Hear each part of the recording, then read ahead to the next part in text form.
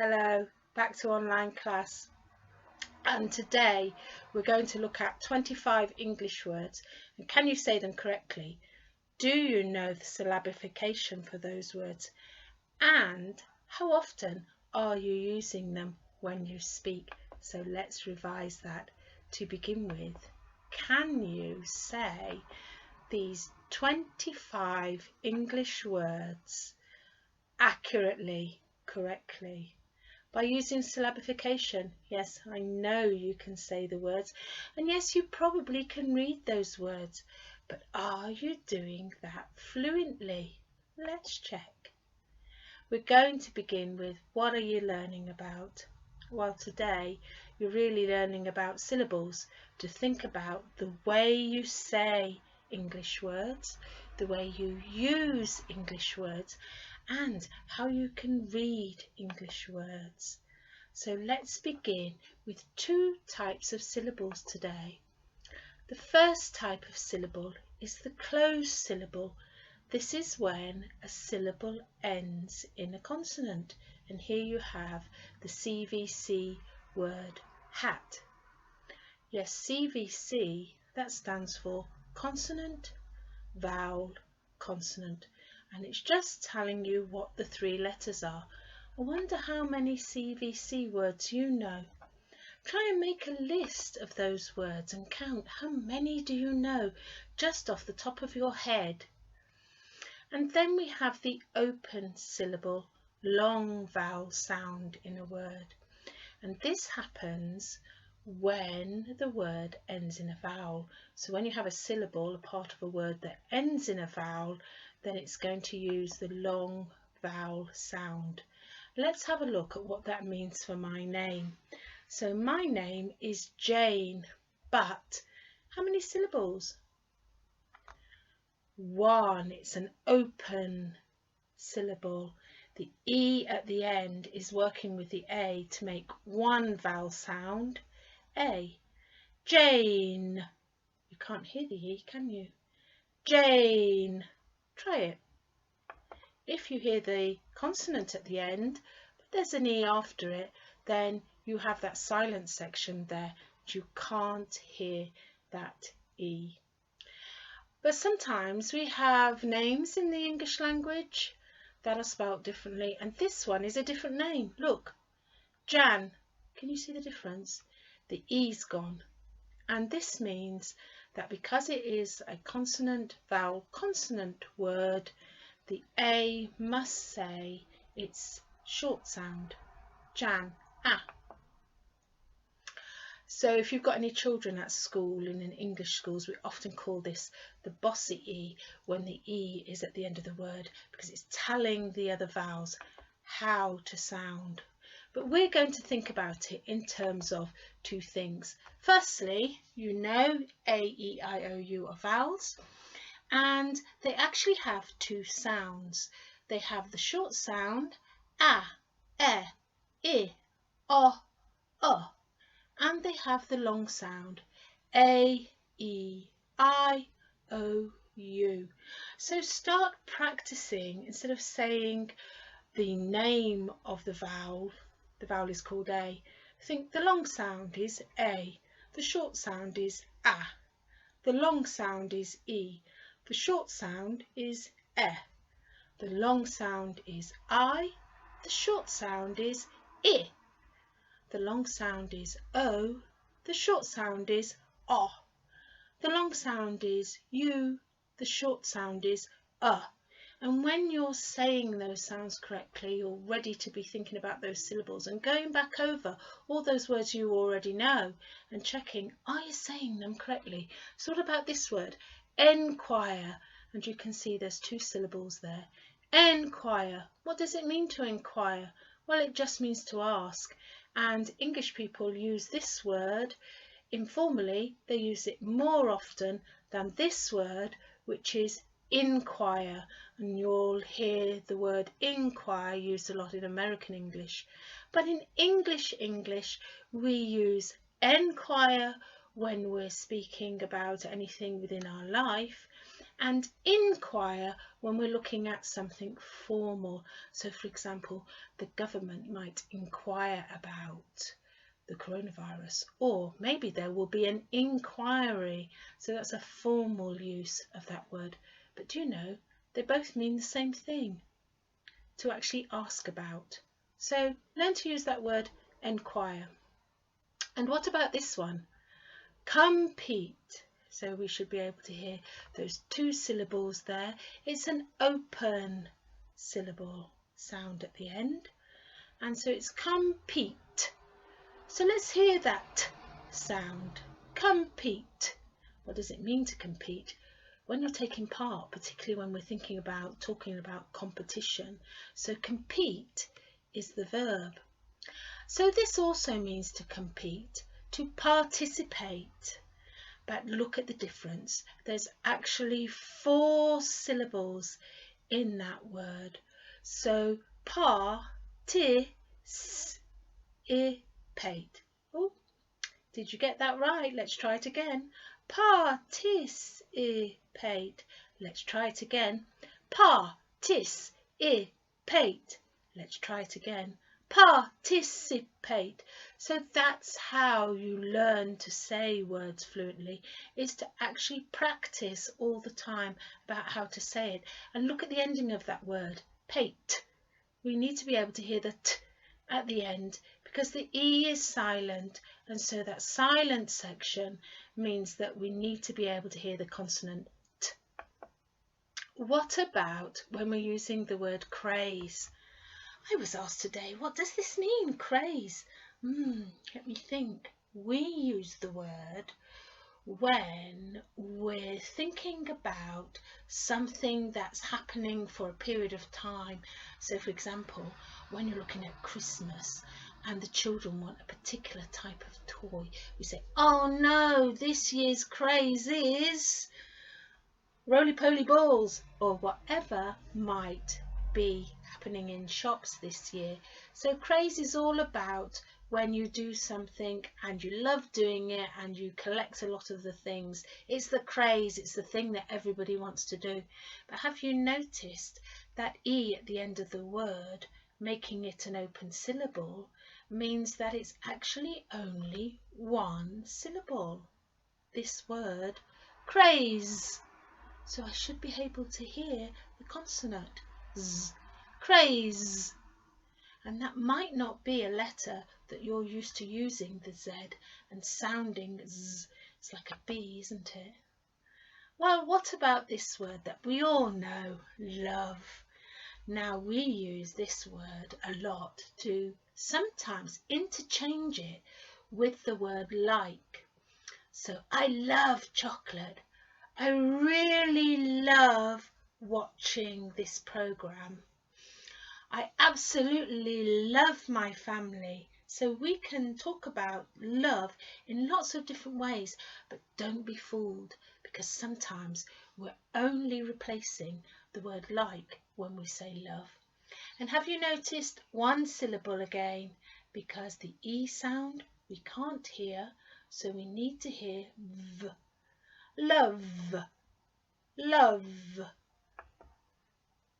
What about fine? Well, what does this mean? I'm fine, it's fine, the weather's fine.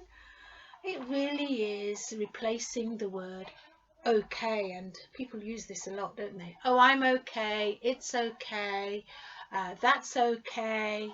I can hear horses going past my window, and that's okay. It's rather nice to listen to people riding because I know the weather's quite nice. That's fine. We often use the word fine when we're talking about weather, and we really mean it's not going to rain. That's very important. If you live in England, you'll know what I mean. So that's fine. Again, listen to the ending of the word. Fine. N, n. You can't hear that E. And what about when we use this word admirable? Oh, somebody has done something quite good, and I think, how lovely is that? So I use the word admirable. And how do I say it? Admirable. So I've got 4 syllables there. And it's an open word ending because it's got an E. So I need to hear l at the end of the word. Admirable. I did actually hold on to that L for you there so that you could hear it. But I would say admirable. Admirable. L, l. And if you're not sure about that sound of the letter L, practice putting your tongue up to the top of the roof of your mouth, l, and make that sound. And that's how you become fluent when you're speaking in English. Now, what about this? We all know this word, don't we? Mistake. Oh, I've made a mistake. It's got 2 syllables. Mistake. But do you know, I often think about it like this, mistake, because I find that easier to say, and it sounds correct as well, doesn't it? Mistake. So as long as you know that there's 2 syllables there, don't worry about where do I divide that word. Start thinking about how's that helping me sound that word. So mistake. Did you hear that E? No. That's because it's a silent E, it's on the end of the word and it's allowing you to hear the K. Mistake. So we need to hear the K sound of the K. Well done. Now this one might be a word you don't know. So out of these 25 words, how many have you known so far? Did you know this one? Gaff. Now this word we use informally and we often go, oh, no, I've made a gaff.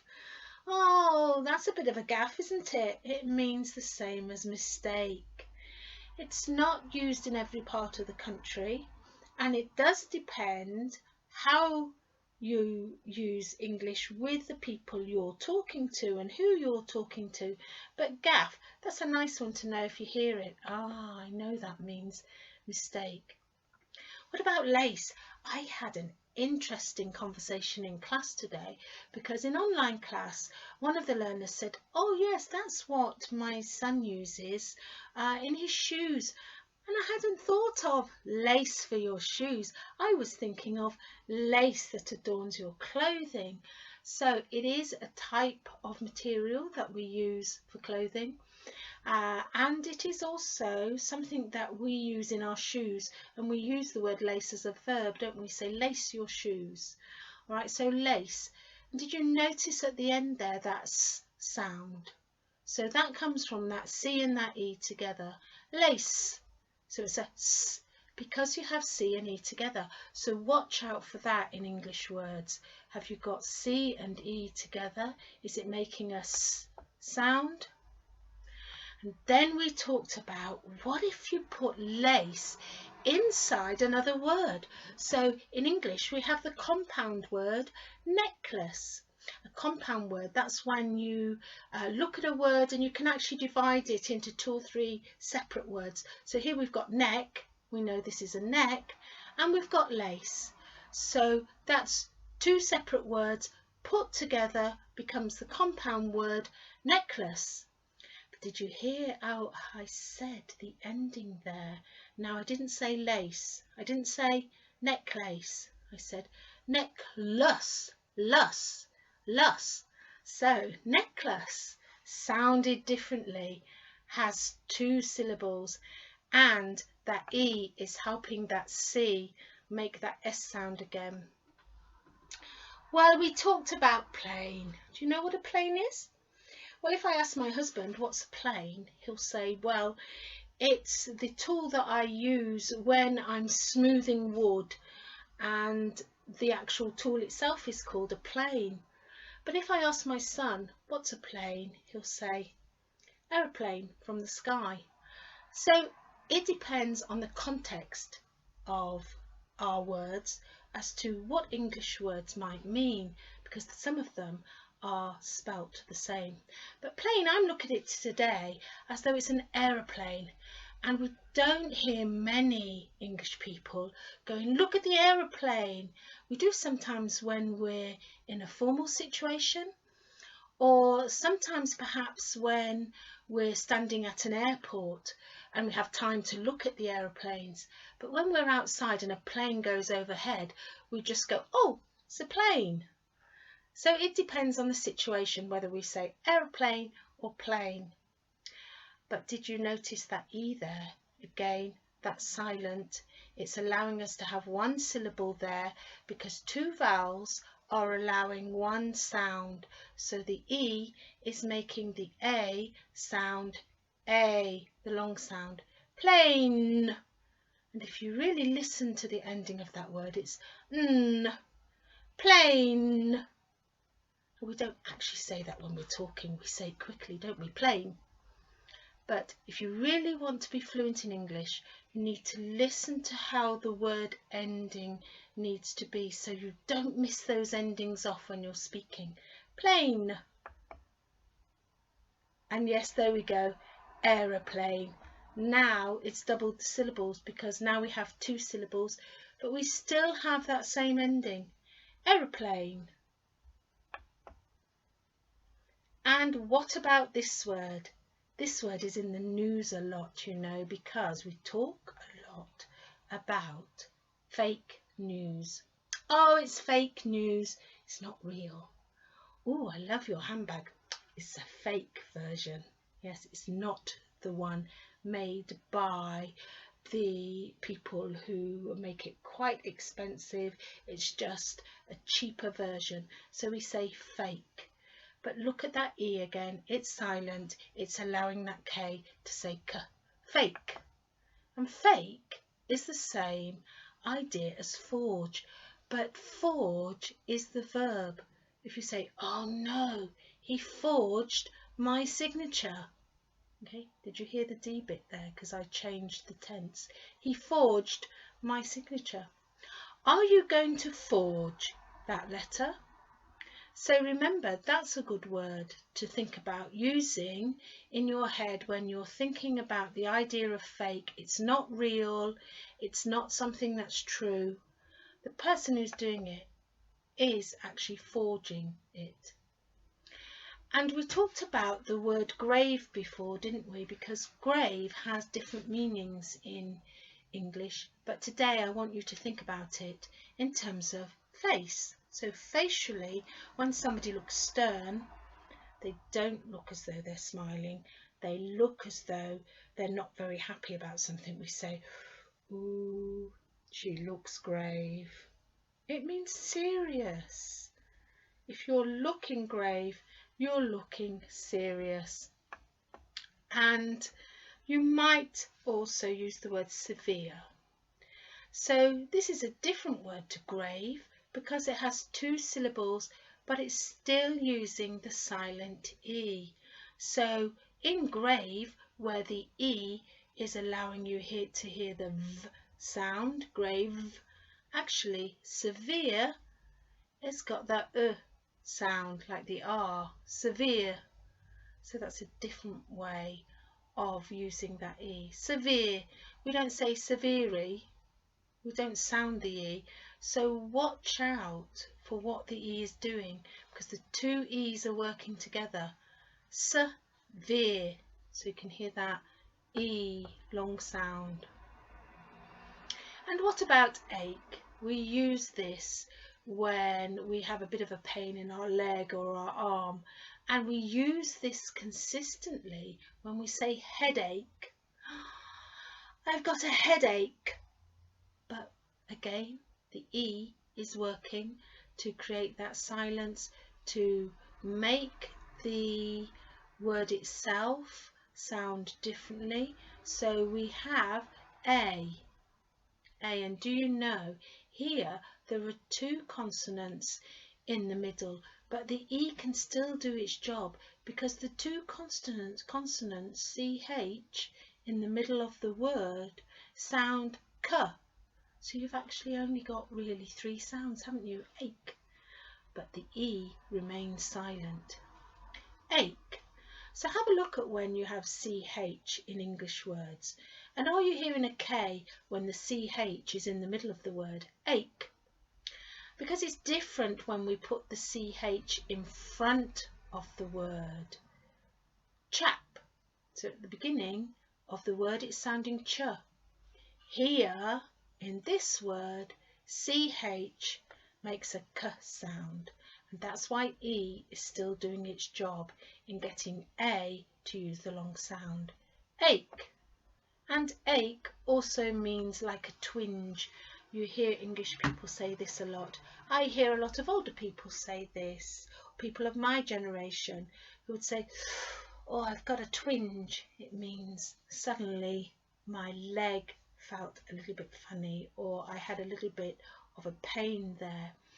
And if you look at the ending of that word, you've got the G and the E, but the G is not sounding G anymore. Because the G is with the E, you now have like a J sound, J. So watch out for other words in the English language where the G and the E are together and sounding that J. So this word, twinge. Did you know it? How many of these 25 words did you already know or already use? And here we are again with my name, Jane. And make sure that you revise the English words that you're looking at, that you've looked at before, and think about the way those letters are working together. Think about those sounds and look at, can you divide those words into syllables? And most of all, are you saying that word correctly? And I'll see you on our next online class. Bye now.